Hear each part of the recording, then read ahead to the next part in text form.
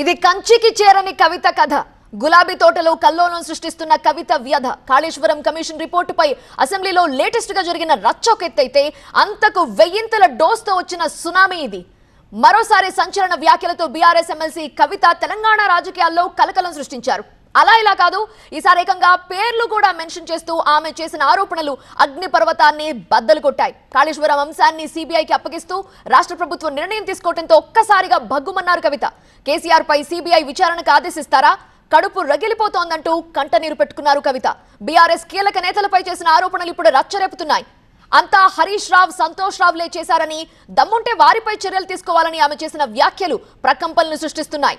గతంలో కేసీఆర్ చుట్టూ కొందరున్నారంటూ పేర్లు మెన్షన్ చేయని కవిత ఇప్పుడు మాత్రం పేర్లు పెట్టి మరీ ఆరోపణలు గుప్పించడం గులాబీ వర్గాల్ని కూడా షాక్కి గురి చేస్తోంది.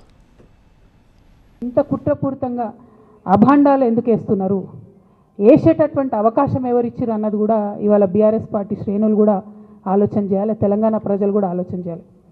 ఎందుకోసం వస్తుంది కేసీఆర్ గారికి అవినీతి మరక ఎవరి వల్ల అంటింది అలా? అది ఆలోచన చేసుకోవాలి కదా మనం కూడా.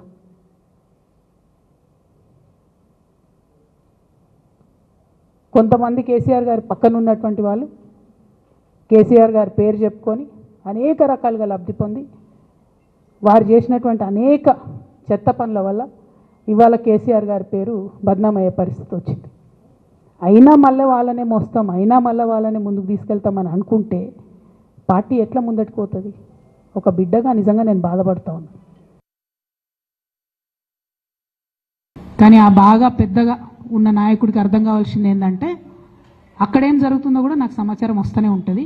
సో మీరు ఏ టైంలో ఎవరిని కలిశారు, నా మీద వ్యాఖ్యలు చేయడానికి మీరు ఎవరిని ప్రోత్సహించారు, మీరు ఎంత కింద స్థాయికి దిగజారి ఒక ఆడబిడ్డ మీద అటువంటి వ్యాఖ్యలు చేయించారు, ఇవన్నీ కూడా నేను చూస్తున్నా, గమనిస్తున్నా.